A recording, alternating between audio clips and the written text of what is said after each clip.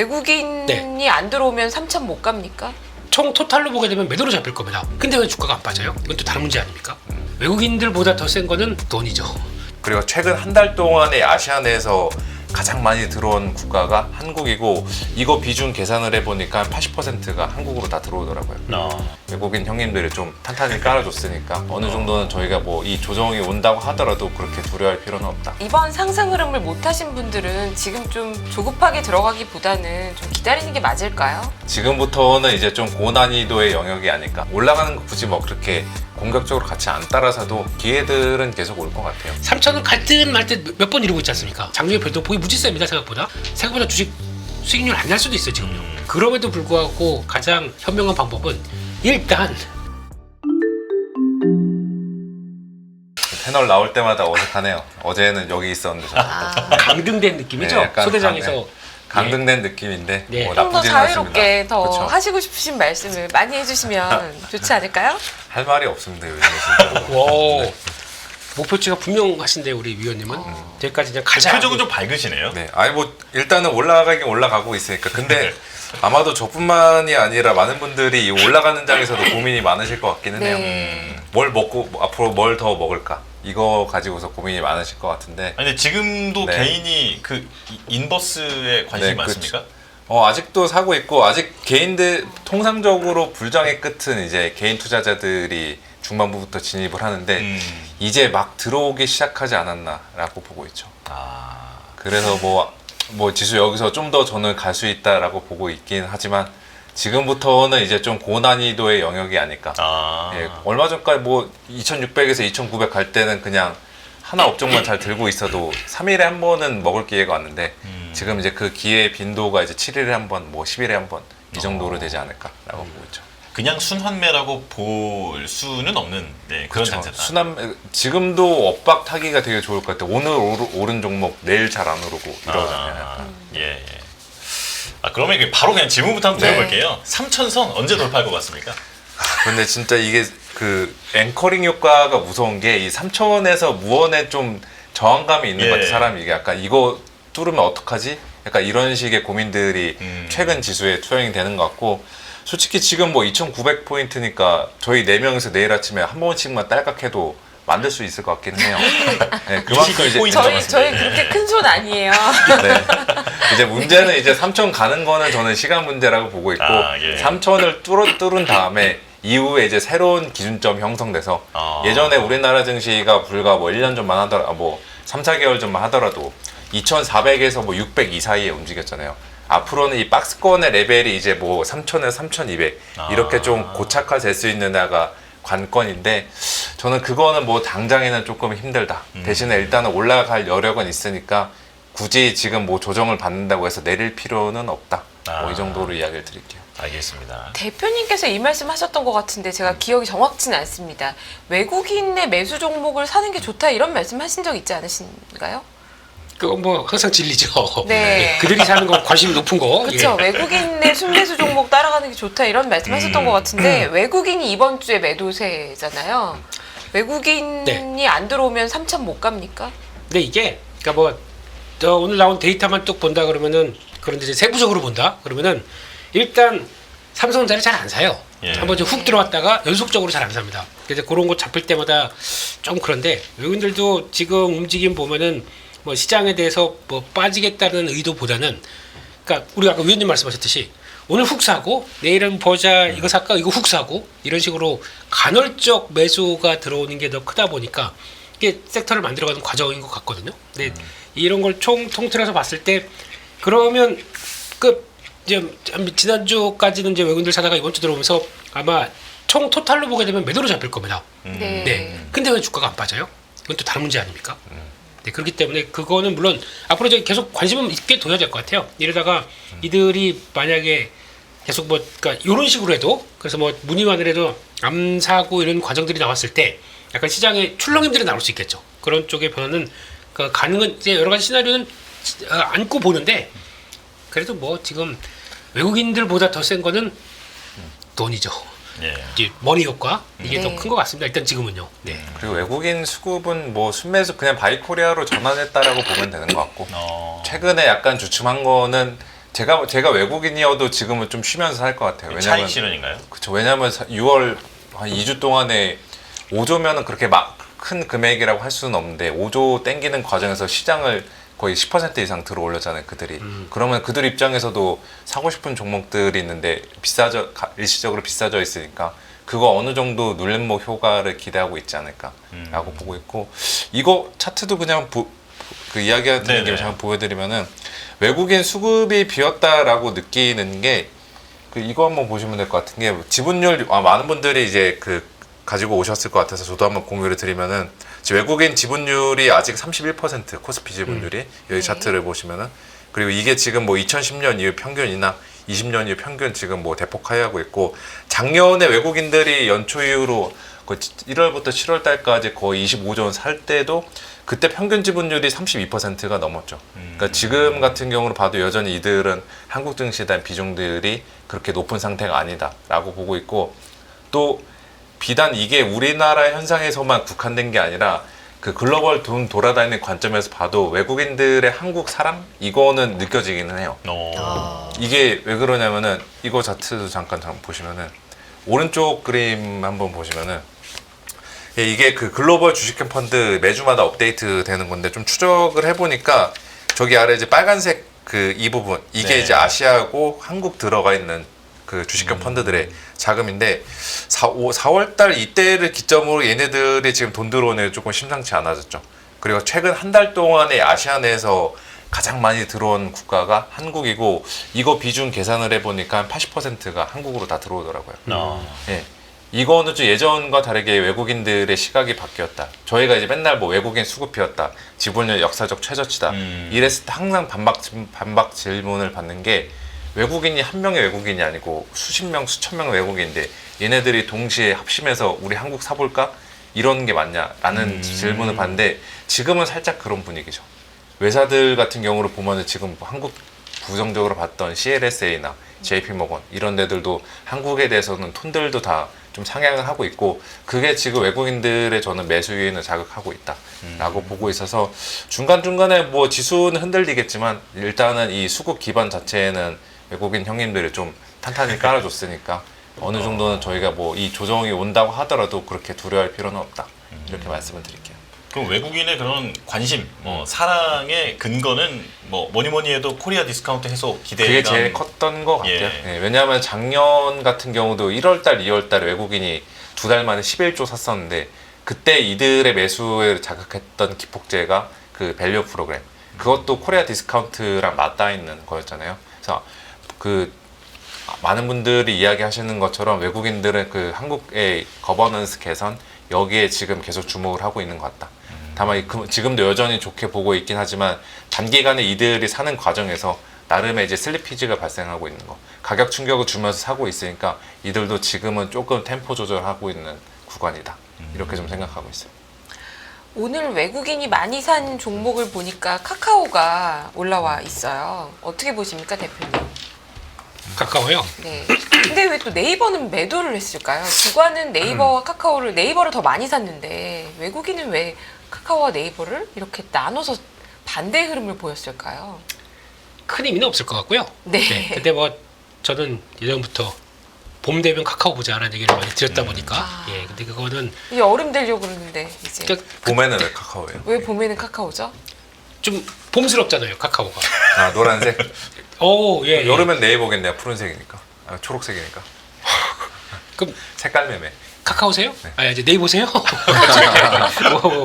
색깔 매매. 저 카카오. 색깔로 보면 방산인 것 같습니다. 카카오 먼저 샀다가 네이버 사는 건가요? 어떻게 해야 되는 거죠?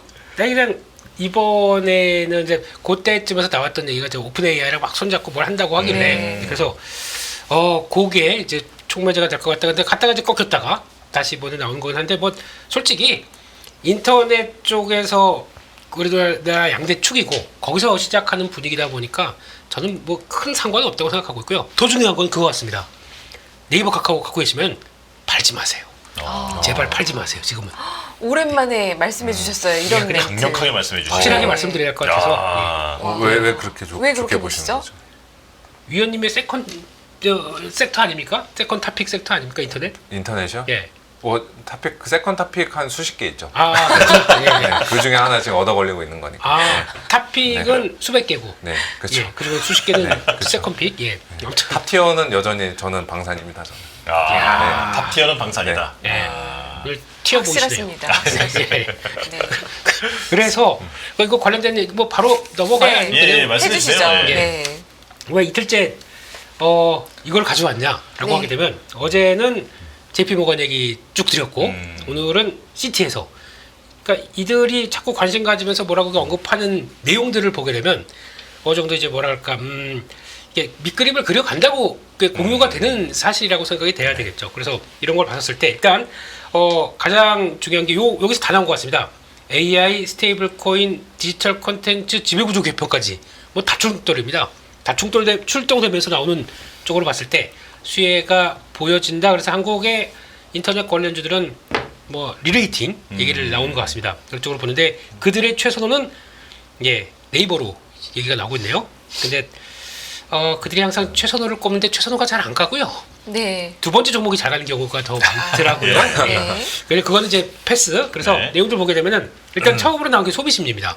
이게 왜 그러냐면은 일단 제가 하도 고생했다가 그러니까 지금 아직까지 네이버 같은 경우도 검색 광고 이쪽이 가장 큰 핵심이고 그리고 또 카카오도 톡 비즈 이거 다 기반이 되는 거는 내수가 기반이 되는 거 아닙니까? 근데 여기서 이것저것들 다 나오기 추격 나오고 하기 시작해서 내수가 살아난다 가장 수혜가 되는 근거라고 봐야겠죠. 그 중에 쿠팡도 들어가 있네요. 네, 이것도 신기하고요.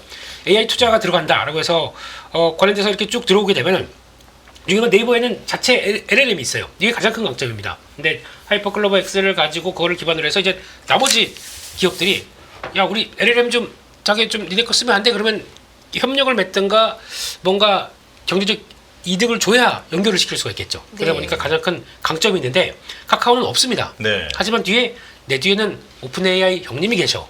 이게 하게 되면 게임이 안 되는 거죠. 예, 그래서 나오고 있는데 일단 가나나 이거는 지금 나온 지 한 달쯤 됐어요. 근데 사용자의 트렌드가 쭉 가다가 쫙 나빠졌습니다. 왜냐하면은 앱을 따로 만들었어요. 그래요? 그들의 입장에서는 뭐 트래픽 과부하 뭐 이런 걸 생각해서 그렇게 했다고 하는데 잘못한 것 같습니다. 제가 보기엔 그냥 톡에 집어넣었어야 돼요. 그냥 카카오톡 쓰면서 예. 이렇게 해주는 게 아니라 그 앱이 따로 있더라고요. 이거는 전략이 잘못된 것 같기 때문에 아마 통합해서 거기서 모델을 만들어가서 나오기 시작하게 되면 또 바뀔 수 있는 여지가 있기 때문에 그건 좀 봐야 되겠다라고 봐야 될 것 같고 게다가 또 스테이블 코인 요즘 핫한 거 다 붙였습니다. 이런 쪽에서 그러니까 지금 스테이블 코인도 이제 뭐 블라블라 이제 다 아시는 얘기들 쭉 나오게 되면 이제 카카오페이 있고 네이버페이 있고 이런 쪽에서 이게 결국에는 결제 송금과 관련된 쪽에서 가장 수단화되기 시작한다라고 하게 되면 이 부분에서는 지금 가장 인프라가 갖춰져 있다. 이런 쪽에서도 하나 플러스가 될 수가 있겠죠. 이것도 이제 중요한 것 같고 그렇기 때문에 그러니까 뭐 이자 수익 그거 어떻게 생각하십니까? 우리 그래도 암호화폐 쪽에서는 거의 탑 공모급이신 네. 우리 열매 위원님께서는 네. 이 스테이블 코인 이게 막 요즘 말이 많아지는데 어떻게 확 폭발하면서 성장할 거라고 보세요? 일단 제가 이제 그 코인 업계 국무급은 아니고 제가 17년도에 처음으로 보고서 썼죠. 2017년도에 블록체인 비트코인이 보고서를 처음 써가지고 이제 오래됐으니까 이쪽에 발을 담근 지가 오래된 건데요.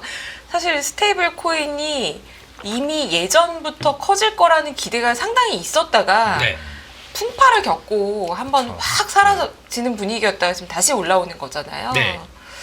그래서 이건 또 정책이 드라이브를 하는 거니 미국이 드라이브를 하는 거니 미국이 어떤 방향으로 끌고 가는가가 가장 중요하죠. 근데 지금 미국이 이미 거의 승인 난 거 아닙니까? 승인 나고 빨리 가져오래요. 트럼프 대통령은. 네. 사인해줄게 이러면서. 그렇죠. 그러면 이제 거의 게임 끝난 거 아닙니까 이제? 미국은 이미 유통이 되고 있기 때문에 그리고 사실 한국에서도 한국이 발행한 게 없고 한국에서 이걸 어떻게 봐야 될지 결정이 안 됐을 뿐이지 이미 해외에서 발행되어 있는 스테이블 코인을 너무 많이 쓰고 있지 않습니까? 네. 그러니까 근데 이미 그 굳이 상용화가 원화 스테이블 코인으로 써야 되는 거에 대한 의문이 있는 거죠. 이제 그 부분은 굉장한 논란의 여지가 있고 어려운 것 같아요. 저는 뭐라고 단언할 수는 없을 것 같습니다. 저는 한국은행 통총재가 왜 고민하는지도 알겠고요. 하지만 어떻게 보면 미국이 이거를 진짜로 완전히 상용화해서 뭐 5천조 원의 시장이 될 거다 뭐 이런 얘기를 하지 않습니까? 그렇게 갔을 때에는 한국도 안 할 수는 없을 것 같다. 그렇게 생각이 되죠. 근데 하지만 그래서 우리가 지금 당장 해야 된다 이렇게 주장하기에는 또 걱정되는 부분도 다양하게 있죠. 의견을 바꿀까요? 그러니까 아우, 이게 의원님이 어려운 얘기입니다. 근데 네, 이거는 맞아요. 정책적 결정이기 때문에 네. 정부에서 하겠다라고 드라이브를 걸면 미국이 하는데 우리가 못할 건 없다. 할수 있는 지금은 거죠. 진짜 정책이 만들어내는 감성 장세여가지고 지금 정책 중에 좀 재료 에너지 좀 남아 있는 게 스테이블 코인이랑 예. 원자료? 뭐 AI 이 두 AI, 개인 것 예. 같아요. 나머지 예. 지금 뭐 코리아 디스카운트에서 한 번씩 다 해먹었고 예. 뭐 방산 쪽도 한 번 다 해먹었고 해 먹은 겁니까 그게? 아니 다, 예. 다 썼다고요. 예, 좀 예, 약간 예. 애널리스트지만 좀 말투 좀 저렴하긴 한데 제가 네. 아니, 그 자리에 지금 좋아요. 그렇게 됩니다. 네. 예. 이게 쉽거든요. 네. 이 자리 일단 쏙쏙 재료들이 들어옵니다. 다 소진이 되는 어느 정도 소진이 됐고 걔네들은 다시 채워야 돼 재료를 리필을 해야 되죠. 그 리필을 하려면 시간이 필요한 거고 아직 이제 물이 반 정도 남은 것들이 저는 스테이블 코인과 AI라고 보고 있어서 아. 최근에 시장이 상당 막히는 과정에서도 얘네들이 움직여 주는 것도 아직 여기는 돌릴 그 물들이 있다라고 보시면 되죠. 가방끈이 가장 짧은 제 입장에서 네. 좀 이제 전문가들께 질문 드리고 싶은 게 네. 그렇다면 이제 원화 스테이블 코인이 도입될 수밖에 없는 상황이다라고 만약에 판단이 되면 이제 그쪽에 투자를 할 생각이 좀 있을 거 아니에요. 그쵸. 그렇다면 그 원화 스테이블 코인이 도입될 수밖에 없는 어떤 당위성 같은 것은 어떻게 보시는지.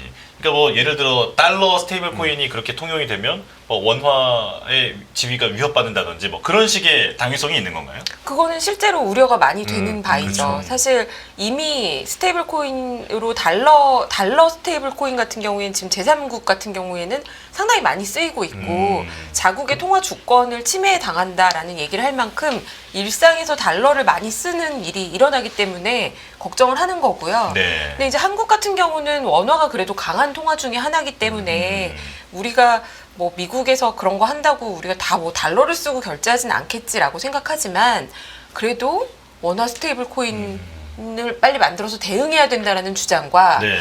이게 대응이 되는 게 아니라 원화 스테이블 코인은 코인이기 때문에 코인 시장에서의 유통 속도를 높일 수 있어서 우리가 제일 걱정하는 게 뭡니까? 원화 사용 안 하고 달러 달러만 쓸까 봐. 유출되는 그렇죠. 거죠. 예. 근데 요거를 이제 원화를 자꾸 달러로 바꾸는 행위가 아무 때나 일어날 수 있고 그게 당국의 통제 밖으로 넘어간다는 것을 당연히 걱정할 수 있다는 거죠.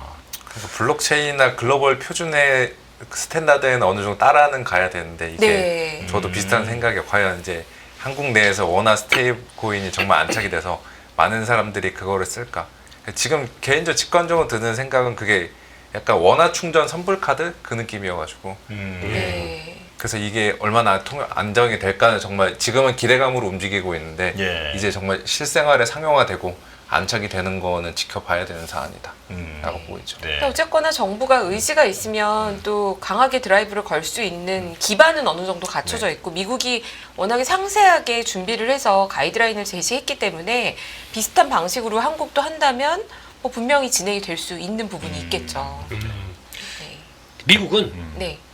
달러 패권을 지키기 위해서 합니다. 그렇죠. 들어가는 거죠, 당연히. 가기로 결정이 난 거죠. 예.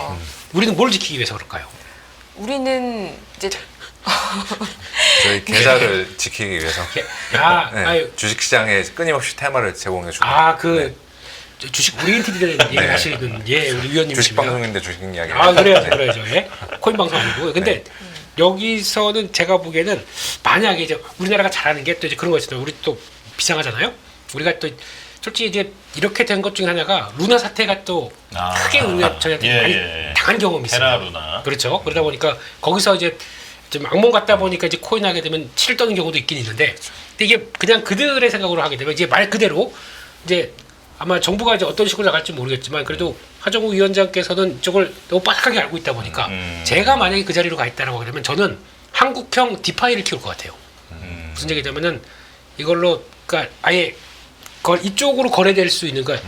뭐 대출해주고 이자 받고 이쪽으로 움직이는 요런 금융 환경을 만들어 놓기 시작하게 되면, 그러니까 자연스럽게 잠깐 저희가 하게 되면 이자가 더 센데라고 하는 그 동의만 있어도 충분히 이렇게 바뀔 수는 있다고 생각하고 있는데, 그거는 뭐 어떻게 조성을 하느냐 문제겠죠. 그리고 처음에는 그거 하려면 어떻게 해야 돼? 그거 가서 어디 계좌 개설해? 이게 아니라 전자지갑 설치해서 움직이는 과정, 이거를 아직까지는 거부감이 있잖아요, 다들. 근데 그게 이제 하나씩 거치고 나기 시작하게 되면 그냥 그런 거죠. 이제 중국 가서 알리페이 쓰는 것처럼 우리 갑자기 이제 그렇게 훅 들어가서 그렇게 나오기 시작하게 되면 그러니까 좀 현금 안 쓰는 구조다 보니까 네. 그러니까 적응은 돼 있거든요 지금 솔직히. 예. 네, 그런 쪽에서는 가능성이 있다고 생각합니다. 근데 그거를 풀어주는 숙제는 아까 말씀하셨듯이 정부의 역할이라고 봐야 될 것 같고 뭔가 동의를 줘야 돼 좀.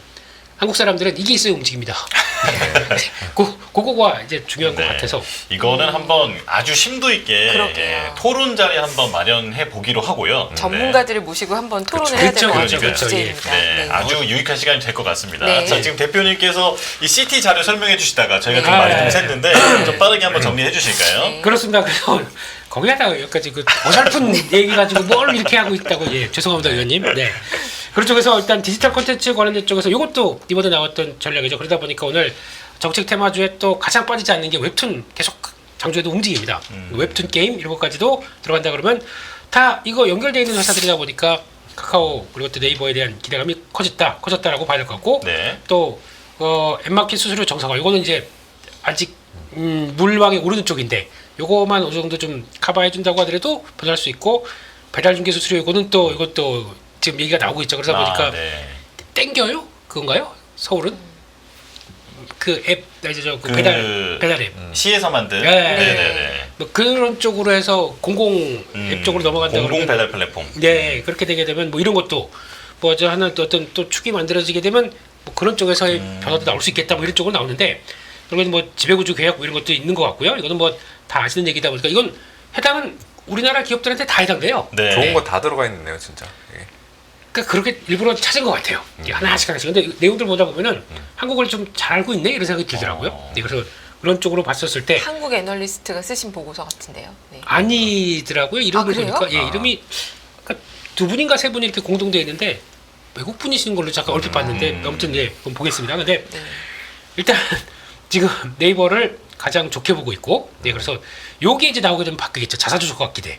요게 이제 어떻게 되느냐에 따라서 요거 이제 정부의 역할이 또 중요할 것 같고 카카오는 이게 AI 스테이블 코인 모멘텀은 있으나 당기 실은 어려움. 의견이 중립이네요. 중립입니다. 카카오페이는 이미 매도 이런 쪽으로 나가고 있어서 조금 이제 판단은 있다고 하더라도 뭐 지금 쿠팡 매수로 나오고 있고요. 그 NC소프트 아시죠? 그 게임 쪽 이쪽은 다 이제 자사주 보유 소각 기대 이런 쪽으로 나오기 시작합니다. 그러다 보니까 이런 것들 보게 되면은 그 쿠팡도 많이 올렸는데 35달러면 네 이렇게 가고 있다 보니까 이제 그런 쪽으로 의견이 좀 나왔다라고 봐야 될 것 같고요. 결론적으로는 전반적으로 리레이팅은 될 수가 있겠다라는 쪽으로 바라보고 있고 그러다 보니까 아까 말씀드렸던 쭉 내용들과 정책적인 수혜까지 결부치게 되면은 솔직히 카카오 네이버 보시면서 월봉 한번 보세요. 월봉 이제 차트 보시게 되면은 뭔가 이제 완전히 제가 2020년도 그때 되면서 쫙 하고 빠졌다가 이제 그때 가장 큰 움직였던 동력이 뭐냐면은 코로나 때 움직였던 동력은 유동성입니다. 네. 지금도 핵심은 유동성입니다. 같이 결론으로 받쳐두게 되면 이런 건 이제 깔아주는 밑밥인데 유동성에 따라서 같이 움직이니까 지금 보게 되면 뭐는 탈락하고 뭐는 괜찮고 이렇게 나올 때서 얘 돼? 안 돼? 라고 하게 되면 일단 지금 뭐 죄송하지만 2차 전지는 안 돼 쪽으로 가고 있지 않습니까? 예. 아직까지 뭐가 붙어야 되다 보면 그럼 거기는 잘 안 들어가요 돈이. 이쪽으로는 뭐 돼? 근데 돼 라고 해서 싹 붙어버리고 몰려버리는 거죠. 그렇죠. 네. 이런 쪽으로 나오기 시작하게 되면 예전에 그 기억을 생각했을 때 아직까지는 또 그 네카오 장세. 네. 카네오 장사는 안 되나요? 네. 그래도 되죠. 예. 일단 갖고 계신 분의 이제 취향에 따라서 그런 쪽으로 지금 시장의 변화가 갈 수가 있기 때문에 일단 그렇게 보고 있습니다. 네. 대표님 그러면 네. 아까 전에 그 카카오는 외국인 기관 다 사고 네. 그리고 네이버는 외국인 다 팔았잖아요. 그냥 네. 뭐 키 맞추기 정도다 이렇게 이해하면 될까요? 그거는 제가 차이를 잘 모르겠어요. 누구는 뭐 여기서는 뭐 저 최우선이라고 한다고 하더라도 그들의 입맛에서 봤을 때는 네이버보다는 움직임이 카카오가 낫지 않을까 뭐 이런 쪽으로 나올 수도 있는 거고 그러다 기대감을 더 쌓는데 아까 여기서 나왔던 것처럼 무슨 모멘텀은 있지만 단기 실현이 어렵다라고 하는 이런 포인트는 있겠지만은 만약에 기대감으로 찬다 그러면 뭐 자꾸 오픈 AI 얘기해서 죄송하지만 그리고 또 거기에 그런 건 있을 것 같아요. 만약에 상법 개정이 통과가 되게 되면은 이제 그동안 사고를 많이 쳤던 쪽은 카카오예요. 계속 배출했었죠. 예. 그게 이제 더 이상 안 된다. 그러면은 이제 거기서 이제 락업 효과가 나온다. 그러면은 네이버는 원래 할 가능성이 없었고 그럴 가능성이 없다 보니까 그러면은 여기서는 지금 불안 요인들을 잠재운다라고 되면 카카오가 더 플러스 업을 더 줘야 되는 거 아니냐라는 생각도 들고 있는 거죠. 아, 네. 지난 지지난 정권 때 가장 큰 수혜 그룹이 카카오 그룹 아니었나요? 지진 네. 그렇죠. 그렇죠. 위험한 발언입니다. 그 네. 정권과 아니, 정권이 아니라 그 기간 그냥 기간? 계절성 정도로. 그냥. 예. 큰일 날 뻔했습니다. 그리고 그것도 저 네이버 아까 보면 생각한 게 외국인들이 네이버 팔고 카카오 산 거는 그냥 페어 트레이딩 했다라는 생각도 들고 있어요. 카카오 살 때 해지 수단으로 네이버 팔고 그러면서 이제 좀 매매를 하는. 롱숏 정도는 아니 뭐 그런 쪽은 아니죠. 그냥 롱숏의 페어 트레이딩, 롱숏 네. 전략이죠. 롱숏으로. 네. 그러면 위원님이시라면 뭘 사시겠습니까? 둘 중에 네이버 하나만 카카오. 하나만 딱 사라 이러면요.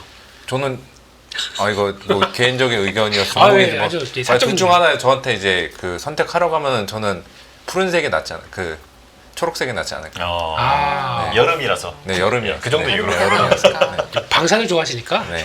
예, 그렇습니다. 그럼 바로 위원님께 이걸 네. 여쭤볼게요. 지금 뭐 스테이블 코인이나 인터넷이나 이쪽으로 또 이제 유동성이 좀 네. 가는 것 같으니까 조방원 갖고 있던 분들은 이거 이제 멈추는 거 아니야 이런 걱정 좀 있단 그 생각이 들 수 있죠. 더군다나 이제 최근에 삼성전자 같이 안 움직이는 것들도 조금씩 움직이다 네. 보니까 이제 조방원에서 팔고서 글로 가자라는 욕구는 저는 든다라는 거 저는 충분히 이해는 하는데 아직은 내릴 때는 아니다. 왜냐 이게 지금은 감성으로 가는 장이고 그냥 펀더멘탈 없이 그냥 기대감으로 가는 장인데 이게 제가 봤을 때 3,000이나 뭐 3,000 이 정도 레벨에서는 어느 순간 시장에서도 이제 뭐 정책 기대로는 땡길 거 다 땡겼으니까 더 땡길 만한 재료가 뭐 있지를 찾다 보면은 흔히 말해서 그냥 교과서대로 펀더멘털 뭐 이익 이거를 찾을 것 같아요. 근데 지금 업종들 깔아놓고 봤을 때 숫자가 나올 만한 게 저는 조방원 정도밖에 없지 않을까. 조방원이 거의 뭐 대표적이다. 이렇게 좀 이야기 드릴게요. 이거 차트 하나 잠깐만 보여드리면은 네. 조방원이 숫자가 충분히 나올 만한 수준이라고 얘기할 수 있을까요? 왜냐면 주가 레벨이 많이 올라서. 그렇죠. 레벨이 지금 다른 것들도 다들 이미 거의 다 많이 올랐잖아요. 네. 특히나 삼성전자 요즘에 되게 이제 욕심들이 많이 갖고 계시는 게 이거 차트 잠깐 먼저 보여드리면은 이거 어제도 제가 그냥 진행할 때 잠깐 이야기 드렸는데 이 아래 그림을 보시면은 아래 그림이 이제 코스피랑 삼성전자 주가인데 그 항상 지수가 뭔가 유의미한 지수 레벨업 할 때는 그 끌고 간 애가 있었죠. 삼성전자. 뭐 2016, 17 때도 그랬고 20년 때도 그랬고 23년도 반등장 때도 그랬고. 근데 요번에 보면은 거의 삼성전자는 고정이 되어 있고 지수만 올라갔잖아요. 지수가 끌고 올라오는 건가요 오히려? 지수 삼성전자 없이 그냥 나 먼저 갈게 약간 이런 느낌이죠. 비중도 되게 작아졌죠. 비중도 많이 낮아졌죠. 그러니까 이게 그 21 그 2011년도 차화정 장세 이때 이후로는 처음이죠. 이때도 삼성전자 못 갔을 때 자동차, 화학, 정유 이들이 싹 다 지수 끌고 올라갔었는데 그때 이후로 처음 나타나는 현상이니까 흔치 않은 거고 이렇게 되다 보니까 야, 앞으로 시장 전문 밟고 돈 더 들어온다며 그러면 이제 그동안에 못 올랐던 애들이 얘네 삼성전자 반도체도 있으니까 여기 가도 되지 않을까 이 생각하고 조방원 버리고 하게 되는데 저는 그 판단을 조금 더 나중에 해야 된다라고 보는 게 그냥 이 측면에서 한번 보여드릴게요. 네. 이거 보시면은 왼쪽 상단에 있는 게 이게 반도체 업종의 분기별로 영업이익 컨센서스인데 지금 보시면 아래부터 1분기, 2분기, 3분기, 4분기인데 확실히 1분기 실적 잘 나오니까 2분기는 막 올리죠. 근데 3분기, 4분기는 지금 내리고 있어요. 이게 왜 내리냐? 뒤에 있는 이 하반기 때 관세가 뭐 IT 제품이나 이제 그 전방수에 미치는 영향들 아직 가늠하지 못하고 있으니까 보수적으로 가고 있는 것 같습니다.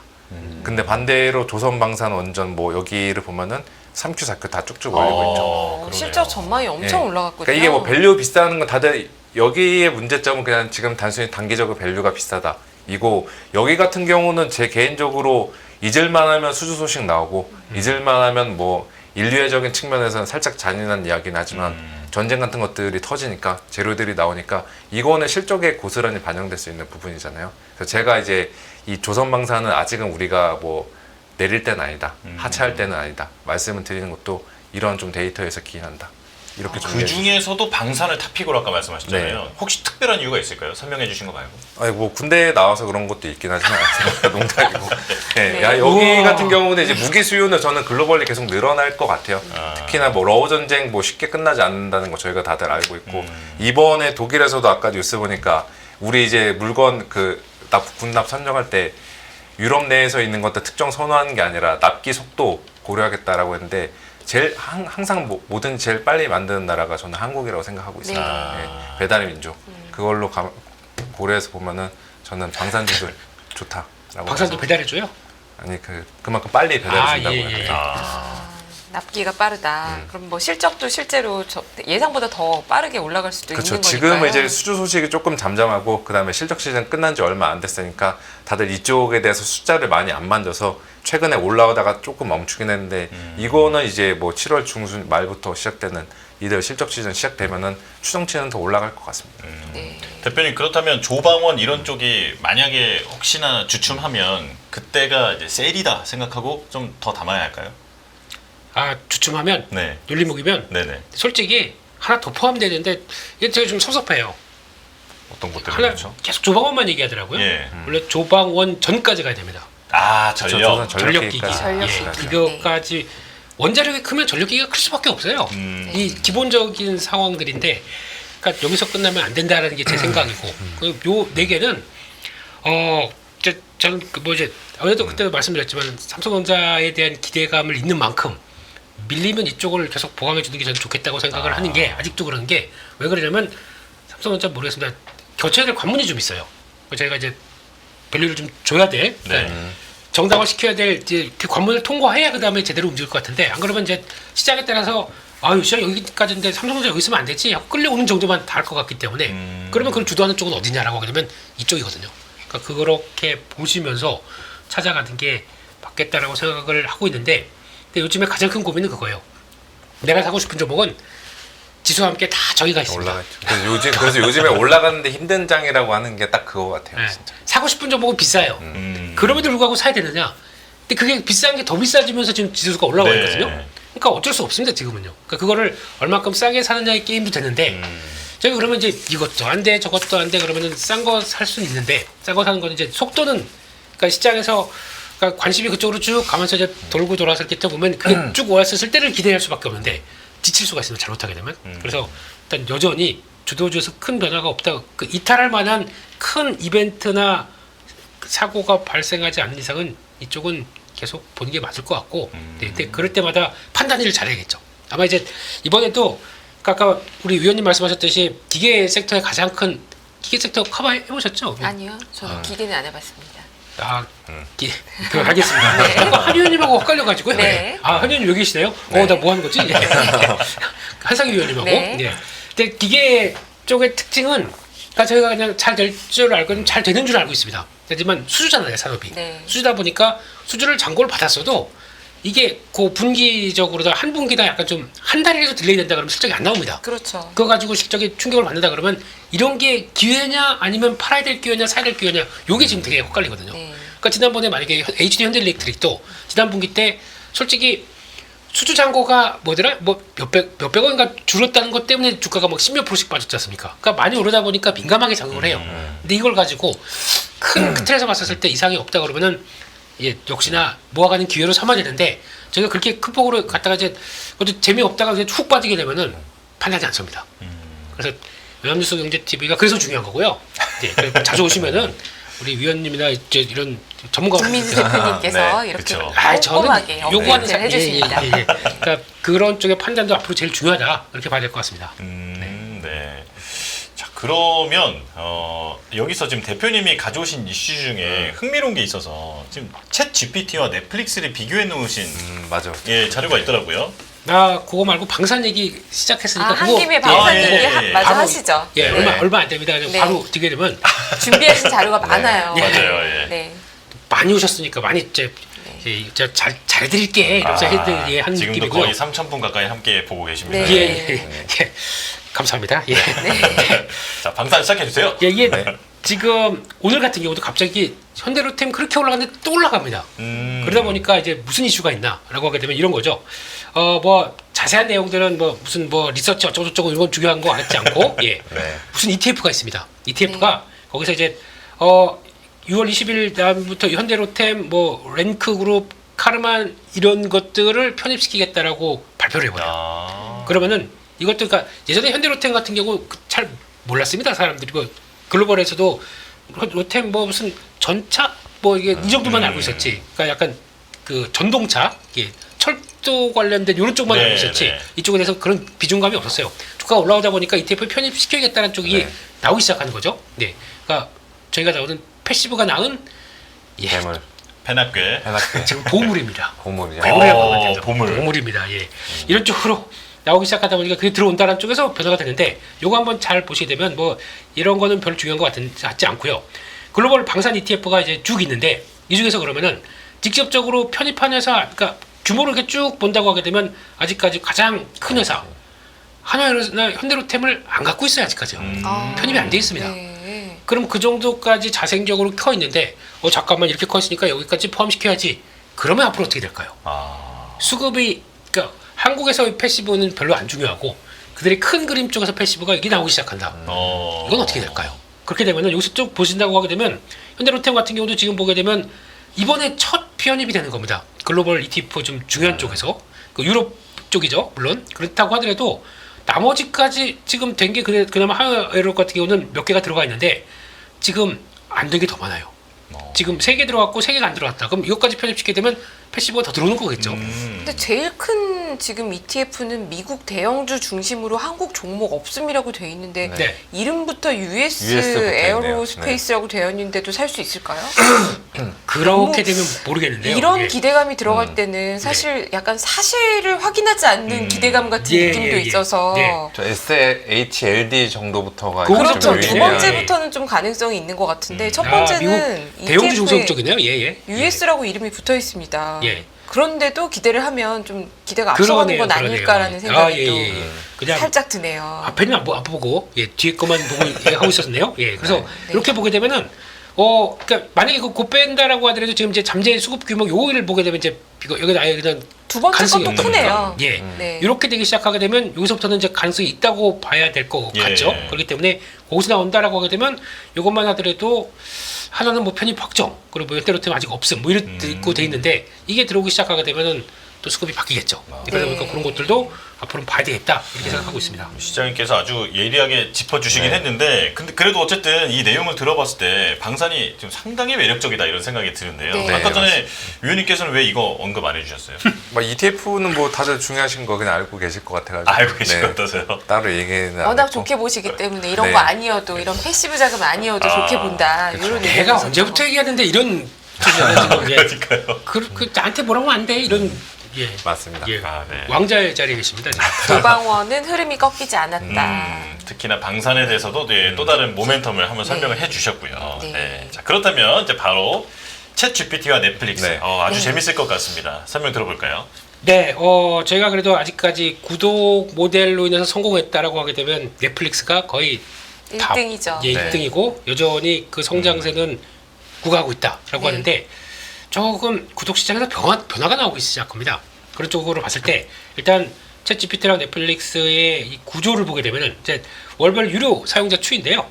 보게 되면 이제 검은색이 넷플릭스입니다. 그리고 챗 GPT가 이제 녹색이에요. 근데 이제 상용화 돼서 서비스 시작한 지 이제 2023년도 중반 때부터 하다 보니까 그러니까 지금 2년이 안 됐죠. 근데 올라온 숫자를 보게 되면 넷플릭스 처음에 올라오는 거 거의 유사하게 올라오는 거죠. 네, 네. 그런 모습들로 올라오고 있고 그러다 보니까 기업 가치가 매년 증자 그 평가할 때마다 팍팍 올라가는 게 이런 이유겠죠. 이걸 추정을 해서 본 것 같습니다. 네. 그런데 그러니까 유료 사용자가 이렇게 되는데 이거는 월간 수익률이 아니라 월간 수익 기준으로 보게 되면 최근 들어서 넷플릭스는 정체가 돼 있는데 챗 GPT는 그걸 따라잡았습니다. 빠르게 수익화가 기울기가 엄청나네요. 엄청나네요. 엄청나죠. 이걸 보게 되면 그러니까 만약에 이제 AI에 대해서 아직도 조금 뭔가 갸우뚱하거나 하도 많이 얘기해서 이제 지겹다 하는 분들을 위한 하나의 어떤 바로미터 같은 자료가 아닌가 생각이 들어서 저게 월간 수익률이 그냥 매출액 말씀하시는 거 맞죠? 리뷰니까 그냥 네, 수익이죠 수익. 네 이렇게 잡힌다라고 하게 되면 분위기가 바뀌겠죠. 그러니까 대표님도 구독하십니까? 유료 GPT요? 죄송한데요. 저는 저만의 AI를 AI가 있어서 쓰십니까? 그러니까 챗GPT를 쓰긴 쓰는데 그러니까 솔직히 객관적 그러니까 아직까지 객관적 자료라고 물론 생각을 합니다만 근거 딱딱 보여주고 하는 데는 제가 보기에는 한번 어디서 그 자료 만들었다가 좀 당황한 기억이 있어가지고 네. 좀 초중기 쪽이었습니다. 예. 그래서 데이터를 예전 거를 마치 최근 것이냐 이렇게 약간 할루시네이션이라고 하잖아요. 네. 예. 그것 거짓말을 때문에 하는 거죠. 네, 그 때문에 진짜냐 그래서 뭐 그렇다고 해서 나중에 크로스 체크하는데 아니에요 이게 2년 전의 자료예요. 네. 아니라고 추궁하면 미안하다고 하잖아요. 그 맞아요. 요건 제가 먹고 그리고 제가 이거 챗GPT한테 물어봤다 할 수도 없고 네. 그러다 보니까 그런 기억에서 저는 차라리 좀 더 자료에 기반된 다른 AI를 쓰거든요. 근데 그게 더 나은 것 같아서 그럼 그건 아예 그냥 자료가 예전 거다라고 공시가 돼 있다 보니까 좀 얘기하기가 쉬워요. 네, 근데 아무튼 중요한 거는 이렇게 좀 트렌드가 바뀌어 간다라고 하다 보니까 이게 이제 사람들이 더 쓰기 시작하는 게 요때부터 가속화되기 시작했던 거는 아시죠? 지브리 선생님이 지브리. 예. 네. 지브리가 이제 큰 역할을 했다고 하더라도 거기서부터 관심이 올라오기 시작하면서 그러니까 저희가 그냥 문서 얘기 그러니까 말로 하는 것보다는 그림으로 딱 보여주다 보니까 확 커지는 이런 과정들 이게 또 한 번씩 나오기 시작하게 되면 이제 넷플릭스보다 AI에 관련된 관심들이 더 커진다는 거에 대한 반증을 좀 봐야 되지 않나 그렇게 생각하고 있습니다. 이 GPT는 매출이 대부분 그 구독료로 나오는 건가요? 아직은 그렇죠. 네. 아. 그리고 뭐 라이센스 뭐 이런 것도 뭐 API를 공급하게 되면 나오는 것도 좀 있을 것 같아요. 근데 그건 아직 뭐 상장된 회사나 뭐 이렇게 정확하게 공개를 안 해서 잘 모르겠습니다만, 네. 근데 분위기 자체가 이렇다는 거에 대해서 이제 생각을 해가야지. 그러니까 적어봐도 예. 원전은 팔면 안 된다는 거 전력기기랑. 이야, 네, 네, 완전 방산도 팔면 안 되는 거 아닙니까? 전력기기도. 네, 방산도 이번에 뭐 그 침공할 때 그 이스라엘이 이란 때릴 때도 팔란티어랑 애들이 좀 혁혁한 역할을 예. 했다고 하니까 예. AI 쪽들이. 그렇군요, 예. 지금 그 GPT 유료 구독자 수가 미국이 전 세계 1위이고 바로 2위가 한국이라면서요. 그 그래서 얘기 이제 들었습니다. 예. 네. 네, 한국에서 지금 활발하게 기업과 제휴를 하겠다 이런 얘기도 지금 하고 있고 채용도 하고 있는 것 같던데요. 카카오가 어떻게 보면 그런 쪽에서의 수혜를 기대하는 게 꽤 있지 않습니까? 어떻게 보십니까? 그게 아까 맨 처음에 얘기 드렸던 네. 거고, 그러니까 근데 아직은 뭐 그렇게까지 많이 안 쓴다면서요. 안 쓰긴 하지만 네. 원래 지금 다음 서비스가 뭔가 이제 오픈 AI와 함께 뭐가 나올 거라고 지금 기대할 수 그렇게 있는 보는 거죠. 거죠? 원래는 6월 달인데 좀 또 뭐가 그 공개한다고 했던 게 네. 또 이제 다음으로 넘어간 것 같아요.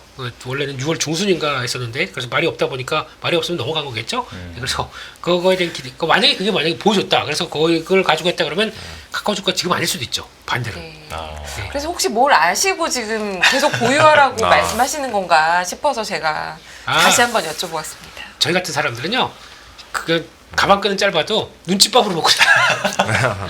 그냥 눈치입니다, 눈치. 네, 카카오는 이제 오픈 AI와의 묶여 있는 그 모멘텀이 있다 보니까 또 시장의 주목을 받고 있다 이렇게 정리하면 될 것 같고요. 네. 자 이번엔 위원님께 좀 질문을 드릴게요.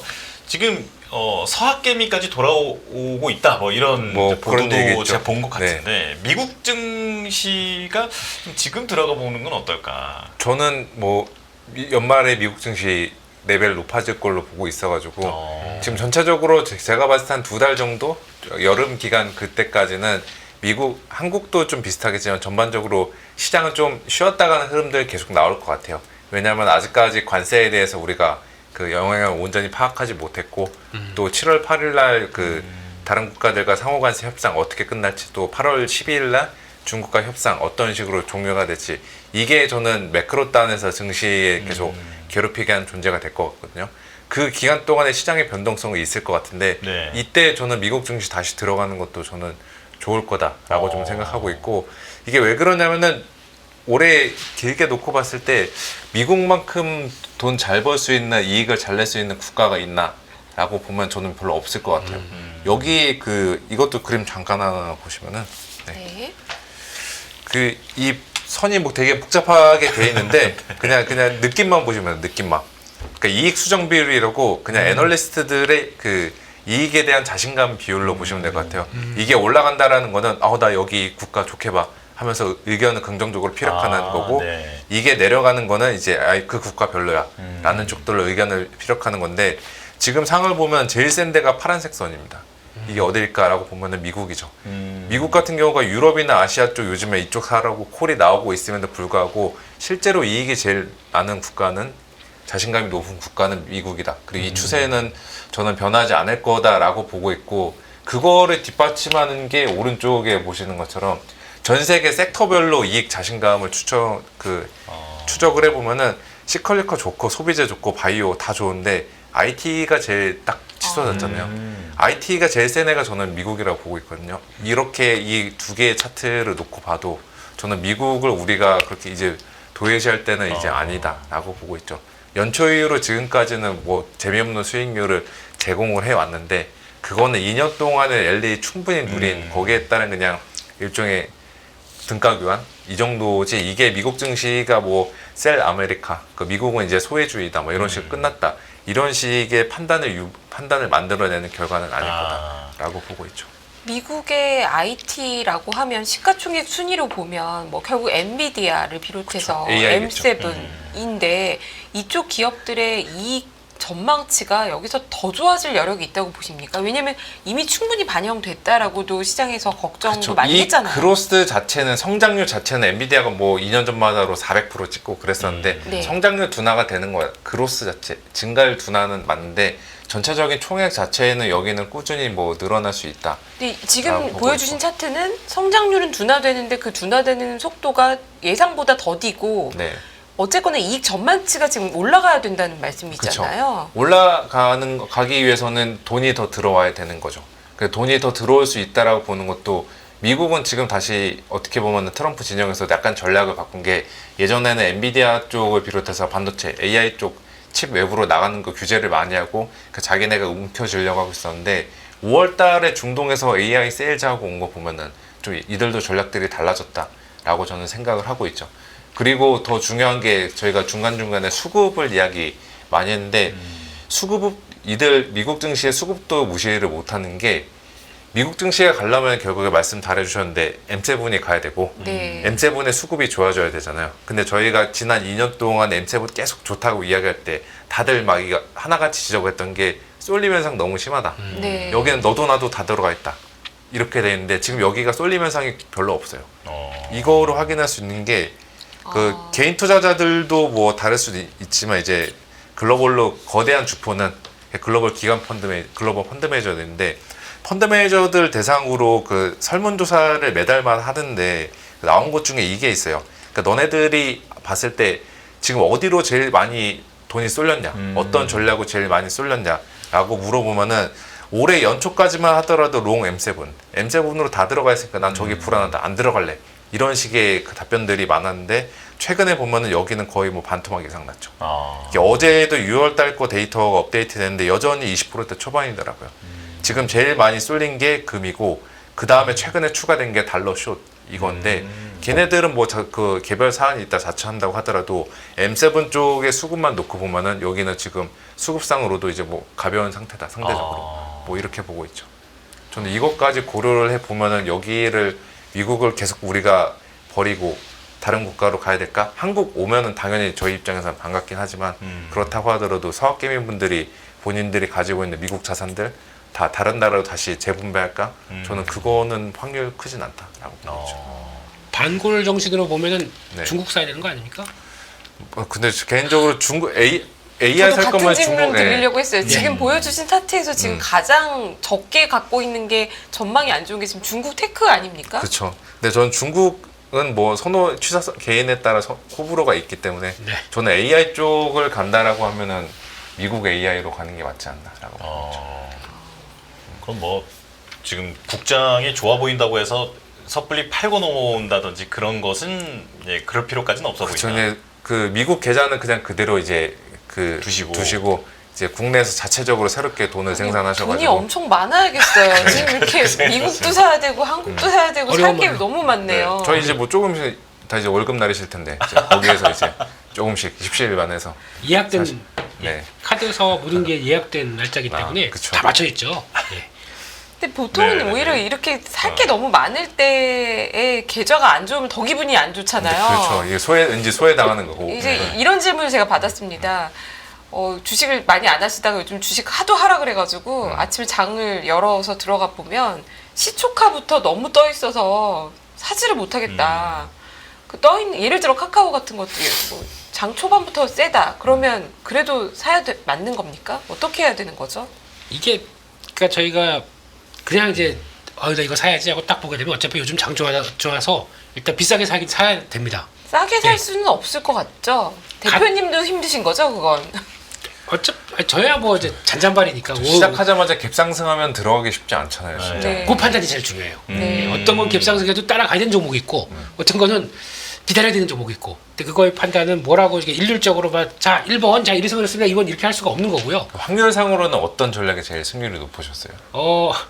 약간 중소형 쪽 급은 갭상승 따라가는 게 맞습니다. 네, 오히려 근데 그 자리가 제일 중요하고요. 근데 그게 더 맞고 대형주급은 일단은 따라가면 물릴 확률이 조금 더 높고 이렇게 표현해야 될까요? 예, 근데 그만큼 갭에 대한 그 확신과 이런 게 좀 차이가 있기 때문에 그런 것 같은데 근데 그게 만약에 확신이 갭이 떴다가 다시 한번 그러면 떴으니까 차익물을 바로 나올 거 아닙니까? 차익물을 나왔는데 그거를 받아내는 관점 쪽에서 봤을 때는 이게 그럼 갔다가 이렇다 다시 돌아가든가 아니면 해서 계속 줄줄 빠지든가 이 두 가지가 이제 걸릴 거 아니에요. 거기가 이제 포인트가 되거든요. 그러면 그게 될 수 있을 것인가 아닌가를 판단하는 게 중요한데 그러니까 오늘 요즘 보면은 장중에서도 이제 2,500선 들어와서도 그냥 3,000원 갈 듯 말 듯 몇 번 이루고 있지 않습니까? 네. 그러면서 장중에 변동폭이 무지 셉니다 생각보다. 그렇게 되면 거기서 대형주급들은 종목들이 쑥 쏠렸다가 훅 빠졌다가 이런 게 되게 심하기 때문에 만약에 2,500선 들어와서 만약에 나 여기서 계좌 터가지고 주식 매매 하겠어 라고 했으면은 생각보다 주식 수익률 안 날 수도 있어요 지금요. 그럼에도 불구하고 가장 현명한 방법은 일단 아침에 막 따라가겠다 생각은 하지 마세요. 그게 제일 안 좋더라고요 보니까.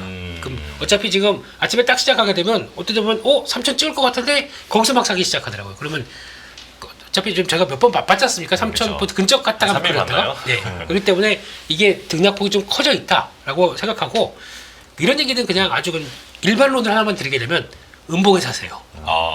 음봉에 사시면 그나마 양봉에 사면 안 된다. 양봉에 사면은 그 다음 날 이게 대응할 때 아침에 딱 시작했을 때가 조금 좀 분위기가 안 그 이야기하신 거 들어보니까 3,000 못 갔는지 이해가 되네요.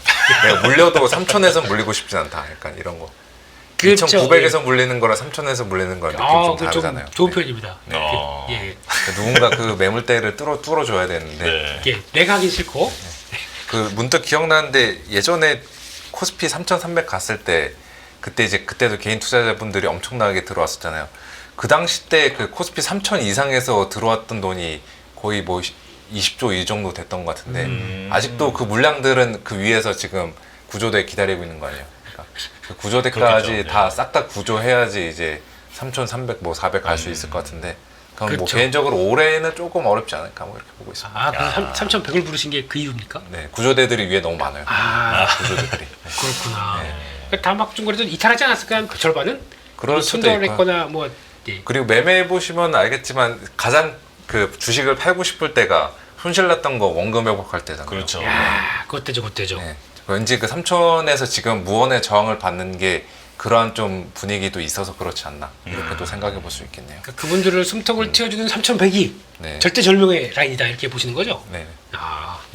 그러면 이번 상승 흐름을 못 하신 분들은 지금 좀 조급하게 들어가기보다는 좀 기다리는 게 맞을까요? 저는 뭐 지금 레벨에서는 굳이 올라가는 거 굳이 뭐 그렇게 공격적으로 같이 안 따라서도 기회들은 계속 올 것 같아요. 차라리 삼성전자를 갖고 기다려라. 아니면 방산을 사라. 어느 쪽이십니까? 저는 조정시 방산 매수 이게 더 낫다. 조정시 네. 방산 매수. 삼성전자 계속 답답해요. 네, 아직은 답답하죠. 여기 돌려면은 여러 가지 재료들이 많이 충족돼야 되는데 지금 그게 잘 안 보이고 있으니까. 다음 주에 오실 때는 군복 입고 오세요. 이제 멋있을 것 같습니다. 참고로 저 진짜 K9 탔습니다. 오, 진짜로요? K9 탔습니다. 네. 그래서 확실히 좀 있으신 것 같아요. 네. 그렇구나. 대표님도 같은 의견이십니까? 조정시 방산 매수가 삼성전자보다 낫다고 보십니까? 저는 조선이요. 조선. 예. 조정시 조선 매수. 오늘 조방원 다 하나씩 확신을 주시네요. 조선이는 왜 조선. 전을 자꾸 빼시냐고요. 네, 조방원 전까지. 전까지. 예. 근데 그 중에서라고 하면 전 조선이라고 왜냐면 저는 한국인입니다. 조선 사람입니다. 조선이는 조선주. 그렇습니다. 예. 빨리 두 분 넘어가시죠. 모두 삼성전자라고는 대답을 안 해주시네요. 그러니까요. 그래서 네. 지수가 3,000에서 뭐 3,100을 이렇게 쉽게 돌파하기는 쉽지 않은 것 같다. 솔직히 삼성전자 막 올라서 움직이는 장세는 갖고 계신 분들이나 저 구조대 기다리시는 분들한테는 얼마나 좋은 소식일지 모르겠지만 매매를 하는 입장 쪽에서는 지금까지 안 산 삼성전자를 굳이 사야 돼라고 볼 수밖에 없기 때문에 기대 수익률과 모든 걸 따지게 되면은 그렇게 시장의 성격이 그렇게 좋지는 않을 수가 있다라고 생각이 들어서 그렇습니다. 또 네. 다 글로 쏠리니까요.